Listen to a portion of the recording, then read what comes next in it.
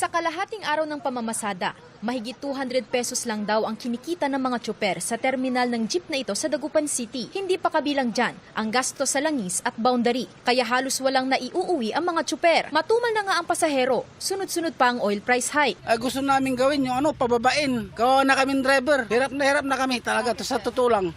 Tumaas masyado yung gasolina. Apektado rin sa taas presyo ng langis ang mga tricycle driver. Nakaltasan din daw ng halos 200 to 300 pesos ang arawan nilang kita. Kahit wala na ngayon na ma'am, kahit bumaba yung gasolina, taas ng taas. Kala namin tuloy-tuloy lang bababa.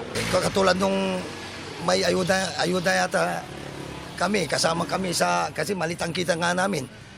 Mas maganda yung tuloy-tuloy niya ni Presidente yun. Bunsod pa rin ng tensyon sa gitnang silangan ang malakihang taas presyo sa petrolyo. Nitong Marso, nag-out of stock pa sa langis ang ilang gasolinahan at tumigil sa pamamasada ang ilang pampasaherong sasakyan. At ngayong tumaas muli ang presyo ng petrolyo, panawagan ng transport sector, alisin ng excise tax o ang dagdag buwis sa kada litro ng langis. Itaas ng piso ang singil sa pasahe at palitan ng oil deregulation law na nagbibigay ng kalayaan sa mga kumpanya ng langis na magtakda ng sarili nilang presyo. Mindahan yung oil deregulation law, tapos yung fuel subsidy na extended sa mga gasoline station at yung ating fare increase.